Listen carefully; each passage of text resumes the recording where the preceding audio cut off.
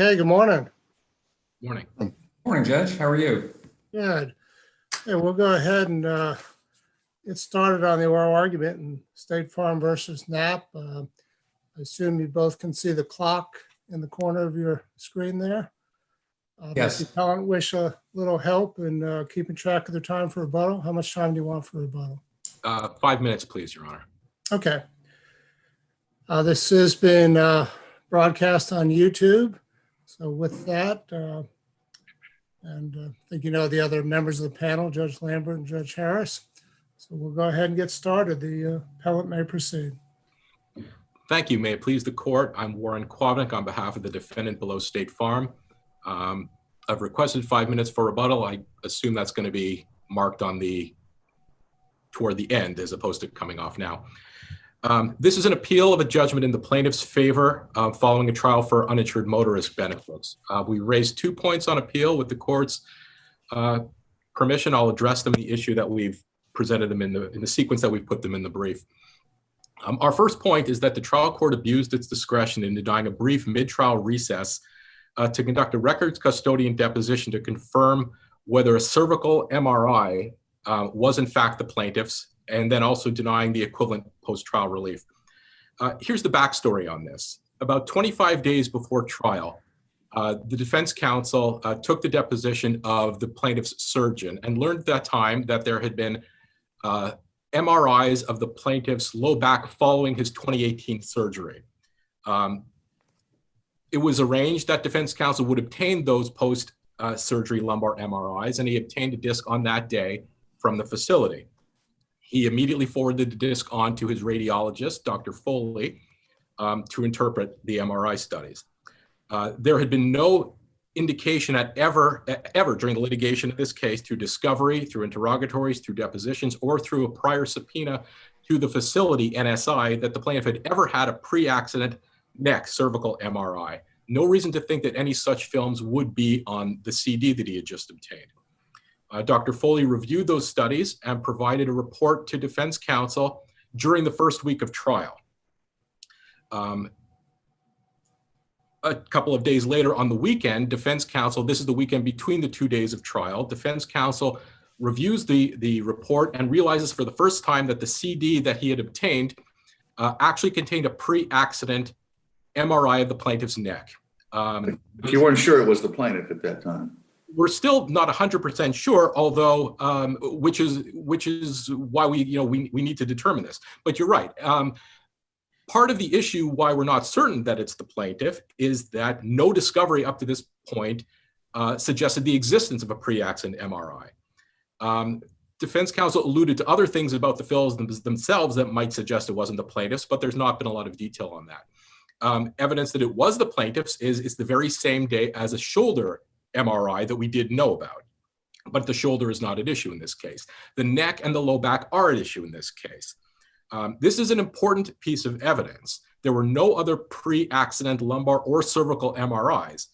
The defense theory in this case is that the conditions that the plaintiff is complaining of are not acute, they were not caused by this accident, and that they were pre-existing and degenerative. This 10-year pre-accident cervical MRI would be very compelling evidence to support that. The report we got from Dr. Foley, which is in the record, shows pre-existing conditions, including at the very same 3 levels that the plaintiff claims he needs a future neck surgery. So this would have been very powerful evidence.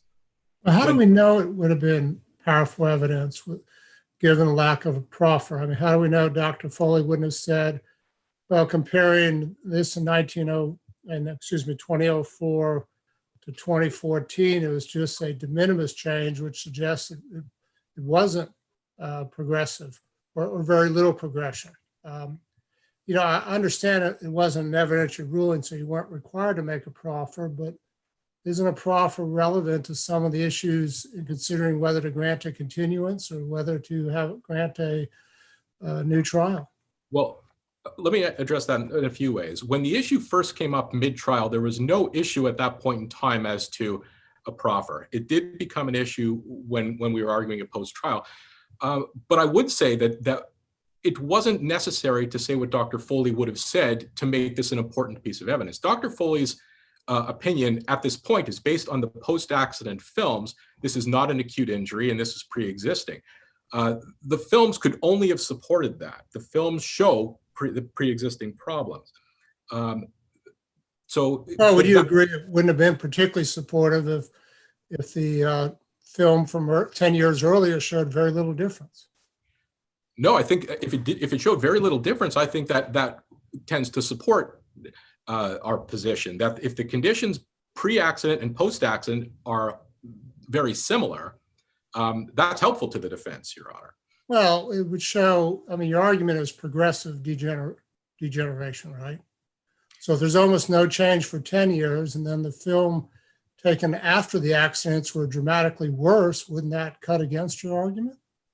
If the films were worse, it might, but the point is that the 10-year-old films show degeneration already and desiccation and bulges at the issues that we're complaining about. Right. But in determining whether to grant a continuance, don't you think it'd be helpful for the trial judge to know if this was a game changer or would merely be a slight support for the party asking for the continuance? Well, in retrospect, I suppose it could have been helpful, but I think pre-accident MRIs showing degeneration, the degree to which they're a game changer is a matter of degree. This is, at least to some extent, a game changer. The pre-accident films are something you don't always have. In terms of the materiality of this, there's a body of case law, as the court knows, where a plaintiff fails to disclose his pre-existing conditions. That can get a case thrown for fraud on the court. The courts recognize that pre-existing conditions go to the heart of the case. This is not a clean pre-accident MRI. This shows degeneration. The degree to which it might have changed is a matter of degree. This is an important piece of evidence, and I think the court improperly discounted it. There were no other pre-existing films, pre-accident films, and to say that the post-accident films is a valid substitute evidentiary-wise, I think completely overlooks the importance of pre-accident films. I understand what Your Honor is saying. Would it have been helpful to load up the evidence in terms of, or the proffer in terms of how devastating not having this was? Sure, but I think the film in and of itself is important. There was nothing else like it in the evidence. The other thing too is when the continuance was denied, it wasn't because of this. The continuance was denied for two reasons. One is if it's not the plaintiff, then we're wasting time for nothing. If it is the plaintiff, then any and all relief can be handled post-trial. So it wasn't denied mid-trial for lack of evidentiary importance. It was denied really for that kind of reason. And it would have been a short continuance just to go and figure this out. Oddly, I've not heard any denial since this issue came up that this is in fact the plaintiff's MRI. They're saying that we didn't exercise due diligence or things along those lines. But if this was the plaintiff's, they could hardly complain about the lack of diligence. It means there's some very serious ramifications if it turns out that this was the plaintiff's and it was not provided in discovery, either through the third-party subpoena or in discovery from the plaintiff himself. What if there's little or no difference between the 2004 MRI and at the time of trial? I mean, you're talking about you had a motion for new trial, post verdict. All right, wouldn't it be important for the trial judge to say, okay, well, doctor, now that you've been able to compare both things, it's significant or insignificant, or shouldn't that be a factor in the judge's discretionary call whether to grant the motion for new trial? Well, perhaps, but again, I think if the films pre-accident and post-accident are largely unchanged, that supports the defense position that this accident had minimal impact on the plaintiff. I think the way defense counsel is going about this, and I can't say it's inappropriate, is there's a threshold question here. Is this the plaintiff or is this not the plaintiff? Everything else becomes moot. I think, it would have been a very short matter, and it still would be a very short matter to put that particular issue to bed. If it is the plaintiff's, then it opens up a whole set of things that need to be determined. But to answer Your Honor's question directly, the degree to which the pre-accident and post-accident films have marked a progression doesn't take away the fact that this is a 10-year-old MRI that shows degeneration and problems at the very same levels that are at issue in this case. Was a factor not but I mean, defense counsel had this MRI, 25 days before trial, and could have looked at it or could have gotten the report. And in fact, it sounds like you did get the report from the doctor, your CME, but just didn't look at it prior to trial starting. So, I mean, I get it that you're saying that the plaintiff didn't disclose everything, but that being said, you did have it well before trial. Not you, but your side had it well before trial and didn't take any action on it, and that could have ameliorated any of this discussion. Well, Right. let me clarify that a little bit. He had the CD about 25 days before trial. I don't know that it's necessary for defense counsel to open it up and try to interpret films. As far as due diligence, nothing had suggested there would ever be any pre-accident films on it. It was sent off to the expert. He authored his report on April 14, which was pre-trial. Defense counsel only received the report during the trial, not prior to trial. He received it, I believe, the Wednesday or the Thursday, I think, before the Saturday when he looked at it. So we were already into trial when defense counsel received the doctor's report. He didn't receive it. Defense's expert had received the report well before. The expert had authored the report on April 14. It was Right. not forwarded to defense counsel until the first couple of days of May. So Should that be held against the plaintiff? well, it should be held against the plaintiff only if it's his MRI. If it's his MRI, he could hardly complain that we didn't do enough to figure out that it was being disclosed. In that scenario, yes, it should be held against the plaintiff. But if it's not, then you're right. Obviously, The delay from April 14th to the time the continuance is requested should be held against the plaintiff? if the claim is that we should have figured out that we'd been denied important discovery that pertained to the plaintiff and that he didn't disclose to us, yes, I don't think he can complain that we didn't do enough to figure out that information was being withheld, Your Honor. I think that that's something he could hardly complain about under the circumstances. Well, but the plaintiff's expert, well, I mean, with the plaintiff's approval, that data had been supplied to you, what, the April 2nd or so? April 4, but with everyone's understanding, including plaintiff's counsel's understanding, that it only contained the post-surgery lumbar MRI. Of course, that was provided. Plaintiff's counsel himself says he was unaware about the existence of this prior cervical MRI. Whether the plaintiff personally knew is a whole other issue. I would also point out that in the case law, due diligence is not an absolute. If there's an easily correctable injustice, then the court should. And this would have required either mid or post-trial, a very brief deposition to figure out what is, or at least could be, a very important issue. I'm running a little low on time, so if I could, I would like to move on to very quickly the golden rule issue, if the court is agreeable. Let me ask you about as to the void dire, the argument in void dire, assuming that was a wrong state, that's improper what the plaintiff's counsel did. If there was no, quote, golden rule argument made during closing, do you think that the comment made during void dire in and of itself would justify a reversal? I've argued in my brief that we should have gotten a mistrial for that. It's not a strong appellate argument to say that was an abuse of discretion to deny. It's not a per se reversal when you get a golden rule argument made. It is not. It is not. It's still harmless error discussion. So. It is, understanding that the special standard makes it the appellee's burden to show no reasonable possibility. I want to address briefly the golden rule argument. The Bew case, and this is the point that one of the points that I really hope the court comes away with.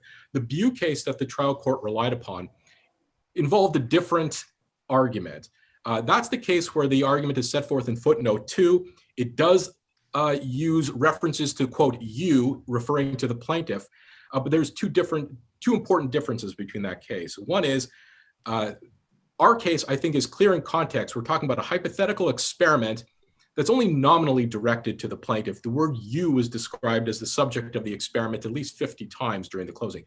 The other thing about Bew is nothing in the Bew argument was tied to the amount of money the plaintiff was asking for. And that's the critical aspect of a golden rule argument. What the court in Bew wrote was, other than the fact that you was referring to the plaintiff, the court in Bew wrote, the argument did not strike at the sensitive area of financial responsibility and hypothetically require the jury to consider how much it would wish to pay or receive if it were involved in a similar situation. So Bew just didn't involve a golden rule argument, whether or not you meant the lawyer or you meant the jury or you meant the plaintiff. In our case, by contrast, that's exactly what this was. This was a, quote, experiment specifically and explicitly designed to address how much money it would take for you to go through what Mr. Knapp has gone through. The fact that this was couched in terms of an experiment directed to Mr. Knapp, I don't think changes the fact that the jury was implicitly and explicitly being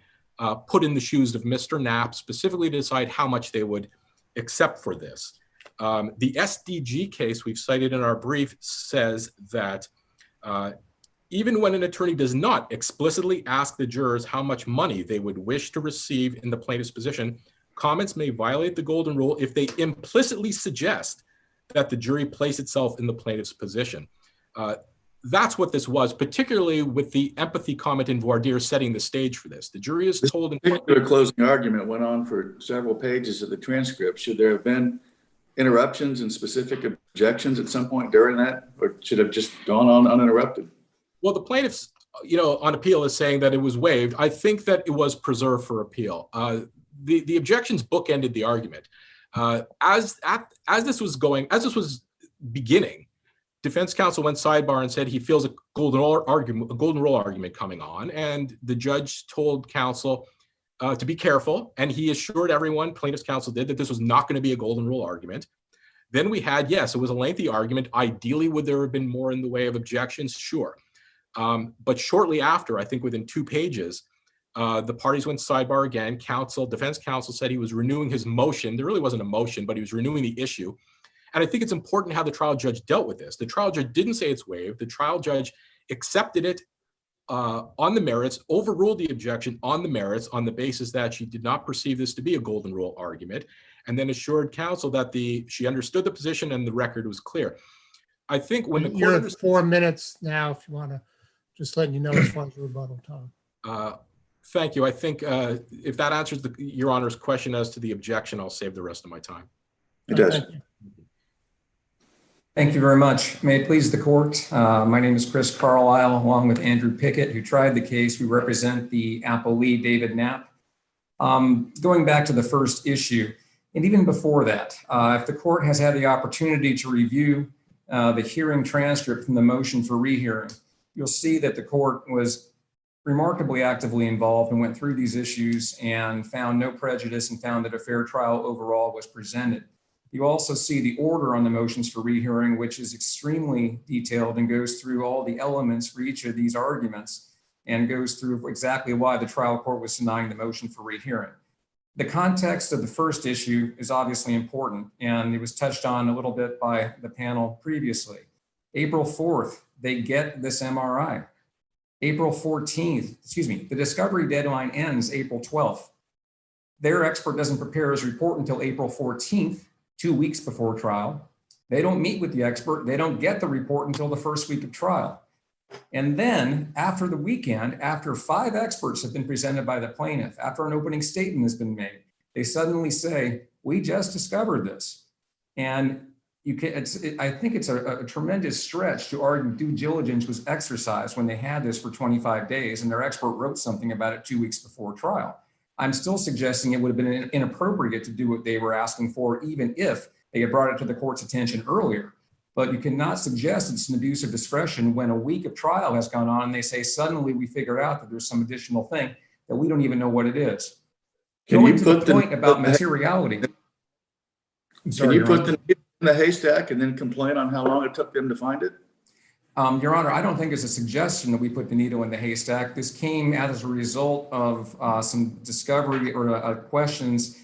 There was a discussion about this on May 6th, and it's a little bit unclear, but apparently the expert said something about it and they went and got these films. There's no suggestion since then that there was any sort of abuse of discovery. They've never brought that up. The trial judge at the time said, I'm not going to continue this, but if you can come back later, if you have some evidence, perhaps that there either should have been disclosed and wasn't by the MRI company, by the doctor, by the plaintiff, there's been none of that. And that was what the court was suggesting there, not that I'm going to revisit it later on. But a very material point that we heard over and over during his argument right there, and we also see in the initial brief and the reply brief, was that this showed evidence of pre-existing conditions. That was never argued to the trial court. It was never argued to the trial court.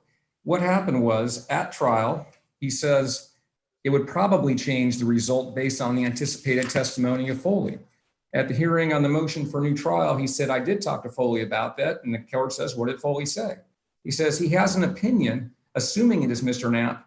We just don't know whether it is. And I don't want to articulate his opinion improperly. Later on at the end of the hearing, we didn't know about this. So my point being, and again, I agree with Judge Evander that it wasn't necessarily sort of an evidentiary issue where a proffer was required, but it is required in the sense that they're asking for relief, meaning that the continuance should have been granted or post-trial discovery should have been granted. One of the elements when you're requesting a continuance during the case is to show that it would result in an injustice for the movement. Why on earth would they not have their expert who's at trial say, I'm going to proffer this. I did review it and it would change my opinions and it's remarkably significant. That is very important. And also, when they're looking for post-trial discovery, they had to show that it would probably change the result and that it was material. They never did that. And so I don't know how you can suggest that the trial court abused its discretion when all they say is, yeah, we had it for a month. Yes, our expert looked at it 2 weeks ago. Now we're in the middle of trial. We don't know what it says. We don't know if it's him. We don't know if it's material. I'm not going to tell you whether it is or not, but please give us a continuance. And that was an abuse of discretion for the trial court, which is exactly what happened here. And also it was interesting because the trial judge that took over on May 6th, the judge who was there the previous week had a medical issue, and she was all confronted with this 10 minutes after sitting in the middle of a case. So I think when you go through the factors that are required here, and the court specifically found that there was a lack of diligence, which I think it's very difficult to argue that when you have something in your possession for a month, there's no suggestion of any impropriety. There's no suggestion at this point of any withholding of discovery or improperly doing that. The court said, if that's the case, bring it to me later on and we'll deal with it, but I'm not continuing it now. So I think the context of where we are is remarkably important. Well, the lack of diligence certainly goes to the court's refusal to grant the continuance during the trial. But when the court then says, but let's address this post-trial, and then refuses to, saying it wouldn't be relevant because of all the other post-accident reports that we have. How is that not an abuse of discretion? Well, for two reasons, Your Honor. The court, if you read the court's comments, I think, again, she's not saying, let's bring it up after post-trial. She talks about it in the context of sanctions. If you read the court's comments there, and they try to say, look, she said we could bring it up post-trial. So there's two issues. One was, she said, I'm not doing a continuance now. If for some reason this evidence, if we're in the middle of trial, if it was improperly withheld for some reason, let me know about it. We'll deal with it then. Secondly, they moved for a new trial and raised in their motion that it should have been granted. And so when you go through that, at that point, what are the factors that they're talking about in the Roberto case, which they cite, which also cites, or the court cited the Bray case, which had the same factors, that it could not have been discovered before trial by the exercise of due diligence. The court found that due diligence was not exercised. And I think when you're talking about the timeline that I just went through, you can't suggest that that was an abuse of discretion to find that. There's also a factor that talks about it being discovered since the trial. Clearly it wasn't. The court specifically found that. And then I discussed already that it would probably change the result and its material. So when you're getting into a post-trial request for additional discovery, those are the factors, none of which were met. And I think there is an important distinction between what the trial court was suggesting concerning sanctions, perhaps bringing that to my attention post-trial, versus I'm not ruling on this now, bring it up again. Well, wouldn't it be impossible to show that this new discovery would possibly affect the verdict if they don't even know it's Mr. Knapp? Shouldn't they at least be given a chance to establish whether it is the plaintiff's CT? Your Honor, given the timing of this, I would suggest no, and it wasn't an abuse of discretion. But again, even if the court, it would have a much stronger argument if on May 6th, the first day of the second week of trial, when Dr. Foley is about to testify, if he put on anything in a proffer about the materiality of this. It maybe is Mr. Knapp, maybe it's not, but it's their burden at that point to say to the trial court, we need a continuance, because if it is, here's how it affects our case. You can't do this. And all they're suggesting now is we should be able to take it now. And maybe if it's not him, it's no harm, no foul. But if it is him, we should get it. The court should have declared a mistrial. Now, how do you let 5 days of testimony with experts being flown in and testifying about, how do you let opening statement go when you knew about this or should have known about it a month before trial and say, yeah, we didn't look at it. I didn't meet with my expert. I was not aware of it until the middle of trial, and no prejudice would result to the plaintiff if you let us do this. There's tremendous prejudice there. They didn't proceed with diligence to look at these things. It would have been a different story if they did, and perhaps there'd be different issues before us. But we have the context of where we are. And given these facts, and given the fact they failed to demonstrate any materiality whatsoever, if it was Mr. Knapp, should be fatal to this cause. And you cannot find that the trial court abused its discretion by denying a continuance at that time. Let me ask you about the sympathy, empathy Yes, Your Honor. distinction, if you would. What would you suggest is the reason why we don't allow a jury to consider sympathy in reaching a verdict? Well, obviously, Your Honor, it should be based on the facts and it should be based on the evidence presented. And I understand the concept of golden rule arguments. There were really okay. Well, then, given that, I generally agree with that. How does empathy play into a jury's determination of returning a verdict based on the facts as presented by both sides and the instructions of laws given by the court? What role, if any, does empathy have in that? Well, the role it plays, and it's a distinct concept from sympathy. And so there were essentially three questions asked early on in this in the voir dire, where the questions were directed to, again, the jury instruction, which just reflects what you said. You cannot use sympathy in doing this. And the questions, you understand the distinction between sympathy and empathy. At that point, the trial judge, when there was an objection made, said, I've never really seen it in the context of voir dire like this. I get the argument, stay away from that. He did stay away from it. Three questions in voir dire, essentially. The trial court said specifically later on, I don't feel there was any taint to this jury. And to suggest that the jury in the entire trial was affected. And there's two issues here, so I'm trying to narrow it down. One issue is whether it's a proper line of questioning during jury selection. The second is, if it's improper, was it harmful in this case? So I'm just asking about the first question. Is it proper? Well, again, it's a little bit unique and there's nothing clear on this, but we have case law from the Florida Supreme Court, Lovato, that we cite, obviously stating that you can question jurors regarding the legal doctrines that are at issue.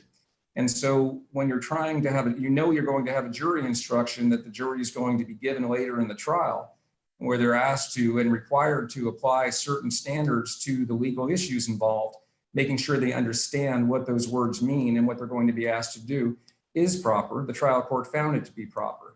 Secondly, what if he states the law during that voir dire? I mean, did Mr. Pickett in this case say the law is you cannot use sympathy, but you can use empathy? That's not what the law is. Isn't that what he told during voir dire? He asked them questions. Do you understand the distinction between those two? And then these jury instructions specifically says, well, he said, can you follow the law and not use sympathy, but use empathy? That's not the law.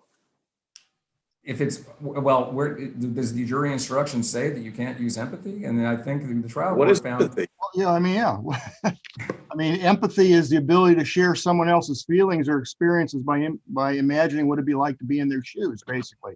I mean, if Mr. Pickett had said, okay, you can't use sympathy, but you do have the right to put yourself in the plaintiff's position and share their feelings when you evaluate the evidence and reach a verdict, I think everybody would jump up and say, what are you talking about? Are you kidding? Rightfully so. And you're fighting a losing fight here and spending your time on something just as opposed to say, you ought not to talk about empathy in voir dire, as Chief Judge Evander is alluding to. It's harmless there. And I think even your opposing counsel says, if that's all that ever was said, we'd really have a hard time on this issue. Seemed to me that's the way you ought to take your route here. Then we'll go to the second part here and talk about your closing argument. Well, Your Honor, I will just point out that the trial judge in his comments and also in the order found that there was a legitimate distinction there. And the jury instruction doesn't specifically do that, but I would agree with you. And I would agree with opposing counsel that I agree. There is a distinction between empathy and sympathy, and you can't use sympathy as the jury instruction tells you, but you don't then say, well, but here's this other concept that it's okay, because you're not going to get a jury instruction that says it's not okay. And we all understand the golden rule argument that says you can't do that. So you can't backdoor it, no matter how shrewdly one wants to put it in there as a trial counsel. I understand. And I hear what you're saying. I would just point out the trial court disagreed. Obviously, you can disagree with the trial court, but again, in the context of the entire multi-week trial and 3 questions, and said, I don't want you to go there anymore. He didn't. And the trial court specifically found that even if it was improper, as you're suggesting, there was no taint and it wasn't sufficient enough to change the outcome of this case. Well, if it gets you off the schneid here, I agree with you. Thank you very much. Let's I move think on that to one the. is harmless in and of itself, but then it lumps in, it morphs into the closing, which becomes more interesting. Yeah, so why don't you go into that? Thank you. We argued below, and I think that the trial court didn't specifically find this, but there's a significant waiver issue that's present here. We have this brief discussion saying, I think he's about to go into a golden rule argument, and it says, no, I'm not going to do that. I'll be careful. Then you have, as he mentioned, 50 references to you, but there's also, I think, maybe 13 references to Mr. Knapp. And a lot of the questions are asked in the sense, or the use of it, he was giving an example. Mr. Knapp, you have had to go to the doctor. Mr. Knapp, you were told you have herniated discs, etc. 50 times, again, they say you was mentioned, and as I think Judge Harris pointed out, 50 times if that was so offensive, there were no objections made. We cited the case, and again, he says there's a couple of pages later in the transcript, but there was also a break of 14 minutes, and they came back in, he talked about it, economic damages. They come back and they say, Judge, we think that was improper. We cite the RJR versus Townsend case, which says under these type of circumstances, you just can't do that. So the point being, and the court is all very well aware of the concept of specific contemporaneous objections. If you don't make contemporaneous objections, you can't let this go on. And then out of the jury's presence, just because you don't want to offend the jury, perhaps by objecting, and come to the trial court later and say, yeah, we heard all those comments. Yeah, we need a new trial on that basis, but we're just going to object now and let all those go. You just can't do that. And so our first position is that all of this was waived by the lack of a contemporaneous objection. If there is no contemporaneous objection, you get into the Murphy standards. Obviously, we argued those were not met. And even more importantly, they didn't argue in their motion for new trial, as they were required to, that Murphy would be met under these circumstances. So the first big hurdle is, and we cited case law to that effect, you can't not object and say, I think a bad argument's coming. Let the bad argument that you think is improper happen, wait for a break, and then say, yeah, we were going to object to that entire argument. For the sake of this argument this morning, let's assume it's preserved. And so we're not talking about Murphy and yeah, it's a preserved error here. And okay, there's maybe not an explicit, put yourself in your position. How much would you like to get if you were the plaintiff, Mr. or Ms. Juror? But it's an implicit golden rule argument. Where is, in your argument, I guess, is this isn't a golden rule violation for various reasons, but let's get to the merits of whether it's an implicit golden rule argument. At what point here, what other facts would make it in your mind something that is an improper implicit golden rule argument? I mean, because you're basically saying, even though he used you 55 times, whatever, he threw in Mr. Knapp 13 times. So therefore, we dodged the bullet here, for lack of a better term. Well, starting with that, I mean, if you look at their initial brief on page 24, they all acknowledge, and there are cases, and we cited them to the trial court, that the use of the word you in and of itself obviously isn't per se improper. The court relied on the Bew versus Williams case, which we cited in our brief. And in that case, it's found that the plaintiff's counsel was simply dramatizing the devastating impact of the tragedy on the injured plaintiff by the use of rhetoric. That's exactly what happened here. He's saying, Mr. Knapp, you are going to experience this. Mr. Knapp, you're going to experience that. He was, and obviously it's proper and it's allowable to talk about the impact of what happened to the plaintiff and do that. We cited the Grushoff case, which the use of you clearly implied that it was dealing with what the plaintiff was experiencing. Your two cases, the Grushoff and the Bew, but they don't really talk about how frequently the term you is used, do they? They basically says, if you put it in the context of, you, Mr. Plaintiff, or you, Miss Plaintiff, but yeah, I agree with you. At some point, the plaintiff's counsel has to be able to, give some kind of context. But right, it seems like your opposing counsel is, we start off saying Mr. Knapp, but then it's you are going to do this, you're going to do that, and it certainly is his argument. I guess is implicitly he's asking you juries to understand, you're going to be part of this experiment. What's it worth to you? Which he did. I mean, again, that is their argument. So the distinction, I mean, it's a fine line, I guess, or maybe not so fine. We cited, you, Grushoff, and Simmons, where they all found that it was not that jury was not being asked to determine what they felt, but being asked to talk about or experience or think about what the plaintiff experienced. Then you have the line of cases that talk about it being implied. The trial court in this case found that the Bew case and those lines of cases controlled, that the use of Mr. Knapp throughout, and there wasn't a specific ever request to the jury to say, put yourself in his shoes, how would this make you feel? I agree. And Kind of a after clever way all of to do that, this. What if he hadn't even used the word you? You're saying it was a proper argument anyway. What does it matter what Mr. Knapp thought, what value he would put on his injuries? Why is that a proper argument anyway? well, he's again it was taking the jury and saying, you have the right and your job is to understand what happened here. And I'm going to go through and talk about and summarize the testimony of what he But you're this experienced whole since the experiment accident. thing. Pretend that you're Mr. Knapp and put a value on what would it take for you to go through what he went through? Even if it's not putting the jury in those shoes, why is that a valid argument anyway? Of what Mr. Knapp would put on how he would value his experience. Well, Your Honor, again, the valuation, there's no specific way to, that's required, or there are many ways the jury can be asked to value, what ultimate award they're going to present. There was no objection made when the experiment concept came, the experiment word was used. Yes, Your Honor. I think Judge Harris is asking that, well, if Mr. Knapp's on the stand, you're not saying it's appropriate to in direct saying, okay, what do you think the value of your case is, Mr. Knapp? I mean, Your Honor, no. And again, he wasn't asked that, but the point being, well, my point being, that's not an appropriate question. You agree with that? Yeah, again, this is argument during closing, where he's tying in what the plaintiff experienced, which is entirely appropriate, to a monetary value, and it's a way of getting there, which is not specifically, and there's no case law that specifically says you can't do that, and I get it. So again, the court has to wrestle with the question, which I think is clear, that all the context of this, including the specific findings of the trial court, were that the use of that argument was not a golden rule argument because it wasn't asked to put him in his shoes. I see I'm out of time. Is there any other questions from the panel? No. All right, rebuttal. Thank you. Thank you. I see I've got 3 3/4. I want to clarify my position on the golden rule issues a little bit. I do acknowledge with regard to the voir dire comments, I have an uphill battle if that was my only issue. I'm not abandoning it as an issue in and of itself, but I understand the realities of that point in and of itself. But that set the stage. And what is the golden rule argument? The word you, I think we all agree. The word you is sometimes used in a generic sense. That doesn't transform an argument into a golden rule argument. We also have cases saying that you don't even have to have the word you to make it a golden rule argument. That's clear from the SDG case. The issue is, is the jury being asked to put itself in the shoes of the plaintiff with regard to the determination of damages? That is what this was.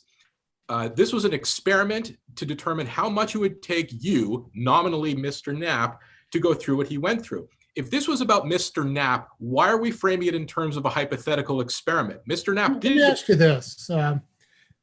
I think it's about 11 paragraphs, trying to count real quick, of the argument here that you're challenging this golden rule. And if you took any of those, is there any sentence or paragraph in there that if you took on its own, you'd say there's a violation, or is your argument really based on a cumulative, looking at it in its entirety? Well, that's a good question. I haven't dissected it. I read the argument as a whole. It was prefaced as an experiment to determine how much it would be worth for what Mr. Knapp went through, and then it goes through it. So I guess the reason for my question is if I read the first paragraph and I don't, and maybe that's not enough, and then I read the second and third and fourth paragraphs, and maybe that's not enough for golden rule. And then maybe I get to the fifth and it's getting close. Is there a time I should be making an objection? Well, I thought Your Honor might be getting to that. And, as I've acknowledged, obviously, it was before the end of the argument that it was apparent that this was a golden rule argument. So how quick does counsel need to be? I think the context matters. When he raises the issue on the front end and he's assured it's not going to be golden rule, and it goes on At some point, yes. Ideally, he would have objected sooner than he did. But I think given where we were, it's not unreasonable to wait until the argument is where it is. Well, the court had already indicated, the court right before when counsel came up and said, I worry he's getting, he's going to get near the golden rule. Court says, just be careful. I understand the concerns. It almost seems to me if there had been an objection somewhere along the line, the judge would likely have said, move on. Well, I don't know. And we know that for certain because when the objection was made, the judge overruled it on the merits, saying he didn't ask the jury to stand in the shoes of the plaintiff. So we know that even at the end, when all of those sentences had been made, the judge didn't feel this was a violation. And I think that's what goes I'm back trying to figure out the judge's comments was, I'll note your objection. I overruled it. I sustain your objection to some of what he said, but not all of what he said. Was that referencing the golden rule or was that referencing something else? Well, I think the next part of what the judge says actually refers to the golden rule specifically. Okay. All right.